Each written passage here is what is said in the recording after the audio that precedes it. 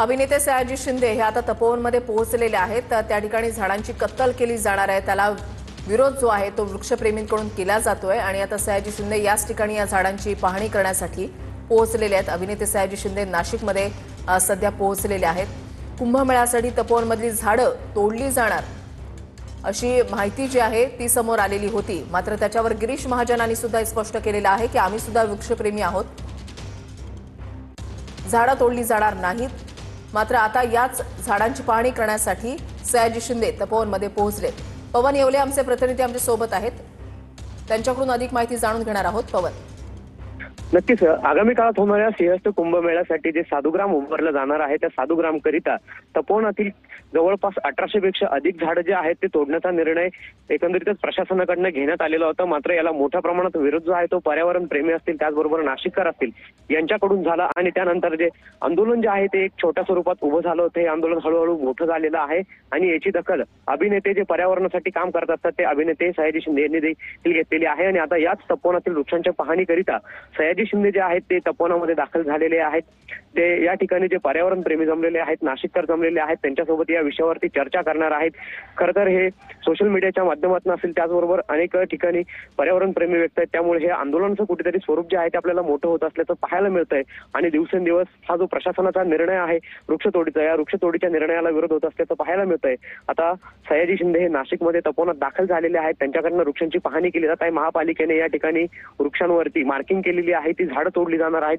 जवळपास 1800 पेक्षा अधिक जी झाडं आहेत ती या ठिकाणी आहेत आणि त्यांची ही कत्तल जी आहे ती केली जाणार आहे। त्यामुळे कुठेतरी ही कत्तल थांबवण्यासाठी, ही वृक्षतोड थांबवण्यासाठी हे सर्व पर्यावरण प्रेमी जे आहेत ते आपल्याला एकवटल्याचं या ठिकाणी पाहायला मिळतंय। ऋषाली, पवन, आणखीन एक महत्वाची बातमी ती म्हणजे या ठिकाणी झाडं नाही तोडली जाणार आहेत तर झुडपं जी आहेत ती काढली जातील अशी देखील माहिती समोर येते। नक्कीच या ठिकाणी महापालिकेने असं देखील सांगितलेलं आहे की जी 10 वर्षापेक्षा अधिकची जी लहान झाडं आहेत ती तोडण्याचा निर्णय घेण्यात आला होता। त्यानंतर या ठिकाणी झुडपं तोडण्याचा निर्णय घेण्यात आला होता। मात्र महापालिकेकडून या ठिकाणी असलेल्या अनेक झाडांवरती मार्किंग जी आहे, जी क्रॉसची फुले आहे ती करण्यात आलेली आहे आणि त्यामुळे कुठेतरी पर्यावरण प्रेमींमध्ये अद्यापही या संदर्भात हे वृक्ष तोडले जातील अशा पद्धतीचं एक भावना जी आहे ती आहे आणि त्यामुळे याला आपल्याला कडकडून विरोध असल्याचं पाहायला मिळतंय। ऋषाली, नक्कीच पवन, तुम्ही असंच आपल्या सोबत राहा। तर अभिनेते सयाजी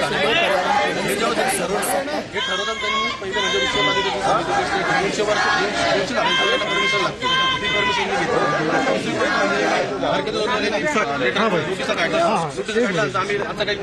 फक्त तुम्हाला झाडांची मोजणी करणार माहिती घेऊ द्या। म्हणणं असं आहे की तपोवनात आपण छोटं झाड काढलं, आता काय म्हणतात झुडपं तोडणं। सर झुडपं काय याचा गवतात नाही, एक पात्र तुम्हाला नाशिकमध्ये आपण ठीक आहे माणसाचा विचार करतोय, एक्झिबिशन वगैरे सेंटर किंवा तुमचं जे काय असेल हे आपण फक्त माणसाचा विचार करतोय। इथं छोटे कीटक पक्षी किंवा प्राणी नाही त्या ठिकाणी। इथं तुम्ही तोडणार, तुम्ही माणसासाठी एक्झिबिशन सेंटर करणार, तुम्ही हॉल करणार, सगळं करणार, पण मग प्राण्यांसाठी तुम्ही काय करणार? म्हणजे प्राणी पण आपल्यातलंच आहे ना। तो तपोभूमी जेव्हा तपोवनात राहणार वनामध्ये सगळे येतात सर, तुम्ही त्याचा विचार करणार नाही का? म्हणजे नाशिककर फक्त माणसासाठी तर प्राण्यांसाठी सगळ्यांसाठी आणतोय। तपोवन म्हणजे नाशिक आणि जर तपोवन झालं तर नाशिकचं नाव कुठून आणणार? आज राम प्रभू रामचं येऊन गेले तर तपोवनात येऊन गेले। माझ्या नाशिकची ओळख होती तपोवनामुळे होती आणि तुम्ही तपोवनात एक झाड 10 झाड काही गरज नाही तुम्हाला। इथं सर नेहरू जे नगर आहे किंवा गांधीनगरचा भाग आहे बरं, इथं तुमचे लॉन्स आहे मोठमोठे, हे म्हणतात की आम्ही तिथं पार्किंग वगैरे व्यवस्था करू। सर तुमचं नियोजन काटेकोर असेल, तुमचं नियोजन चांगलं असेल तर तुम्हाला तपोवनाची गरजच। जर तुम्ही 12 वर्ष झाले झाडं वाढले, तुम्ही म्हणता 12 वर्ष आम्ही मागच्या वर्षी आमच्याकडे लागले गेले त्यावेळी वाढवले, तुम्ही पण वृक्षारोपण केलं ना, पण जनतेपेक्षा डबल काय करता? ही जागा झाडूंसाठी नाहीच आहे, हे रेस्टॉरंट बनवणार नाही ते सांगतो sir, exhibition centre, education centre sir आणि माईस हब बनवणार कधी पूर्ण नाला केला यांनी, कपिला नदीच्या नावाने पूर्ण नाला केला। गोदावरीमध्ये इंटरेस्ट नाही तुम्हाला, पाणी वगैरे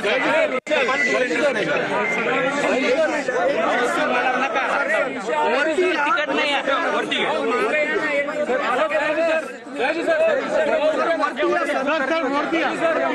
विनाकारण लोक इथे थांबलेले त्यांना काय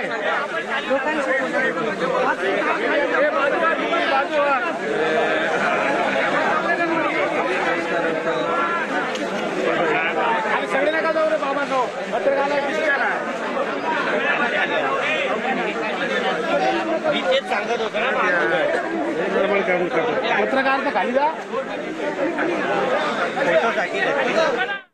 अभिनेते सयाजी शिंदे हे तपोवनमध्ये पोहोचलेले आहेत आणि त्यांच्याकडून या ठिकाणच्या झाडांची पाहणी जी आहे ती केली जाते. ही झाडं फार वर्ष जुनी आहेत आणि एक ऐतिहासिक महत्त्व या तपोवनाला आहे. ही झाडं तोडली जाऊ नयेत अशी मागणी वृक्षप्रेमींकडून, पर्यावरणप्रेमींकडून केली जाते आणि पालिकेकडून जे सांगण्यात आलेलं आहे की या ठिकाणी झाडं नाहीत तर झुडपं जी आहेत ती तोडली जातील, ते साफ केली जातील. मात्र त्यालाही पर्यावरणप्रेमींचा, वृक्षप्रेमींचा विरोध असताना पाहायला मिळतोय आणि संपूर्ण माहिती जी आहे ती या वृक्षप्रेमींकडून सयाजी शिंदे यांना दिली जाते की या ठिकाणी कुठल्याही प्रकारचा विकास होणार नाहीये, तर या ठिकाणी फक्त रेस्टॉरंट्स जे आहे ते बांधले जाणार आहेत अशी माहिती त्यांना मिळाल्याचं वृक्षप्रेमींकडून, या पर्यावरणप्रेमींकडून सयाजी शिंदे यांना माहिती देण्यात आलेली आहे.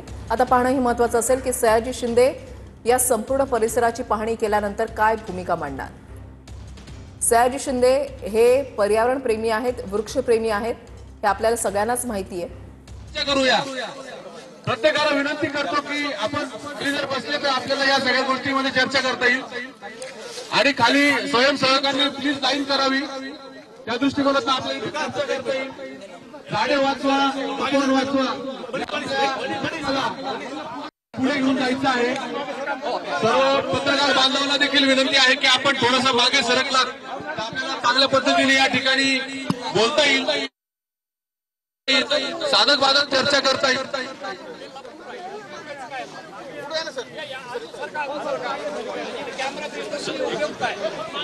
सगळ्यांना विनंती करतो की प्लीज कृपया खाली बसा.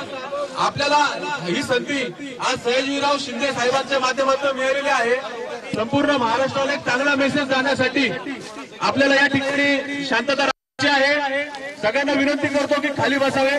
पत्रकार बांधवांना देखील विनंती करतो की आपण थोडंसं जर एक पाऊल जर मागे गेला तर या सगळ्या नाशिककरांना देखील दिसेल आणि आपण एक व्यवस्थित फ्रेममध्ये सगळ्या गोष्टी करूया.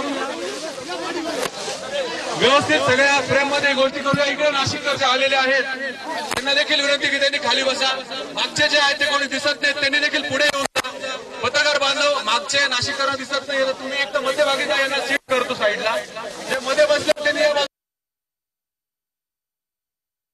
येऊन जा. पत्रकार बांधव तुम्ही मागेच सरका, थोडं मागेच सरका. नाशिककर तुम्ही इकडे अर्धे सरकार. पत्रकार बांधवांना जागा करून द्या. मध्यभागी जे बसले त्यांनी उभे करून, ठीक आहे. सर्वप्रथम या ठिकाणी महाराष्ट्र चित्रपटसृष्टीचे अभिनेते सयाजीराव शिंदे आलेले आहेत. आपल्या कप्पन मोमेला वाचून असे एकदा जोरदार टाळ्या वाजून त्याचं आपण स्वागत करायचे. जोरदार टाळ्या होऊन जाऊ द्या. जोरदार घोषणा द्या. तपोवन वाचवा, नाशिक वाचवा.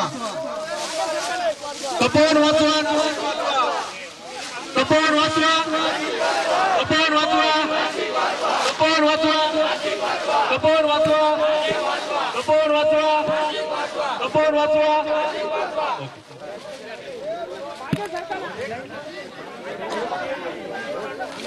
नाशिककरांचा जो तपोवन वाचवण्यासाठी जो लढा उभा केला त्यांनी, झाडं वाचवण्यासाठी जो मनस्थिती दाखवली, सगळ्या संस्थांच्या, वाचवणाऱ्या सगळ्या लोकांच्या बाजूने मी पूर्णपणे आहे. त्यांना आमचा पूर्ण पाठिंबा आहे. महाराष्ट्रातल्या सह्याद्री देवराईच्या म्हणजे जेवढे पण महाराष्ट्रातले सगळे लोक आहेत त्या सगळ्यांच्या वतीनं आमचा तुम्हाला पूर्णपणे पाठिंबा आहे. तपोवन वाचवा, नाशिक वाचवा, तपोवन वाचवा, नाशिक वाचवा. साधू आले गेले मेले, त्यांनी मला काय अभ्यास नाही, पण झाडं गेली तर मात्र फार नाशिककरांचं नुकसान होईल. त्यामुळे मी झाडांच्या बाजूने आहे, तुमच्या बाजूने आहे. इथलं एकही झाड तुटता कामा नये. मी जो काय अभ्यास केला, जो काय वाचलं, ऐकलं, त्याच्यावर मला लक्षात असं आलं की इथलं एकही झाड तुटता कामा नये आणि ही सगळी झाडं वाचली पाहिजेत.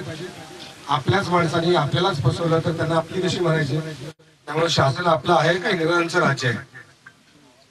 तर आपल्याला शासन म्हणतं की झुडपं काढणार, झुडपं कोणते काढणार? झुडपाची, झाडाची आणि झाडांच्या वयाची व्याख्याच अजून माहिती नाहीये. ही व्याख्या करणं अजून आपल्या महाराष्ट्र गव्हर्नमेंटला जमलेलंच नाही. भारतात जमलं की नाही मला माहिती नाही. पण आपल्या देशाचा राष्ट्रीय वृक्ष वड हा आपल्या देशात फक्त भारत सरकारने जास्त तोडलाय. त्याचं दुर्दैव हे आहे. ही सगळी झाडं जी सगळ्यात जास्त ऑक्सिजन देतात, मोठी पानं असतात ती जास्त कार्बन डायऑक्साईड घेतात आणि जास्त ऑक्सिजन देतात. तर वडाचं झाड हे सगळ्यात महत्वाचं आहे. आता हे वडाचं झाड याच्यावर 500-600 प्रकारच्या प्रजाती जगतात. आता अशी झाडं तोडली आणि हे शासनाने जरा चुकी केली, चुकून त्याच्यावरती फुल्या मारल्या, माफ नाही. आम्ही ही जरा छोटी छोटी झाडं काढतोय, माफ नाही. झाडाला आणि काशीत कुणी लावलं काय, लेरीसिडिया कुणी लावला काय आणि सुबाबळ कुणी लावली काय, ही यांचीच पाप आहे. आता यांची म्हणजे ही आपलीच माणसं आहेत ना, पण आपल्याच भावाला किंवा ह्याला झाडाच्या बाबतीत माफ नाही कोणीही. आणि महाराष्ट्रातल्या सगळ्या जिथं जिथं म्हणून झाड तुटलं जाईल त्या सगळ्यांना मी सांगतो की झाड तुटू देऊ नका. झाड म्हणजे आपला आई बाप आहे. आता आमच्या आई बापांवर जर तुम्ही हल्ला केला तर आम्ही गप्प बसणार का? त्यामुळे कोणालाही माफ नाही, कुठे झाड तुटू देता कामा नये. आणि स्पेशली मला तर आता काल कळलं की इथं एज्युकेशन सेंटर आणि ते करायचे आणि ती 30-35 वर्षाचं हे केलंय. आता गिरीश महाजन तुम्ही याचं उत्तर द्या. मला पहिल्यांदा इथं कळलं, गिरीश महाजन तुम्ही जबाबदार माणूस आहात, माझे तुमची काही वैयक्तिक दुश्मन नाही आणि दुश्मनी आली तरी मला काही फरक पडत नाही. झाडाच्या बाबतीत मुद्दा असा आहे की झाडाच्या तुटताना फक्त तुम्ही असं विधान नका करू. इथं जी ऑर्डर काढली 14 नोव्हेंबरला, जिथं 30-35 वर्षाचं अग्रीमेंट तुम्ही इथं टेंडर काढले ते द्यायला निघाल, कुठला साधुग्राम कुठला काय म्हणतात त्याला नाही ते दर 12 वर्षांनी होतं कुंभमेळा. आता कुंभमेळ्याचं आपल्याला माहितच नाही हो, पण मला माहित आहे जगात कुठलाही सेलिब्रिटी नाही, जगात एकच सेलिब्रिटी आहे, तो झाड आहे. आणि सेलिब्रिटी त्याला म्हणायचं जो जगवतो, जो ऑक्सिजन देतो, जो अन्न पाणी देतो, जो सावली देतो, त्यालाच फक्त सेलिब्रिटी म्हणायचं. त्यामुळे नाशिककरांनो, मी सेलिब्रिटी म्हणून आलेलो नाही, मी तुमच्या माणूस म्हणून तुमच्या बाजूने आलोय. मला चांगल्या माणसांच्या बाजूने राहायचंय आणि वाईट माणसं ही जरी आपले नातेवाईक असतील, जवळचे मित्र असतील तरी ती वाईटच आहे, त्यांना आपण जगू देणार नाही आणि झाड तर मरू देणार नाही. एवढंच प्रश्न आहे.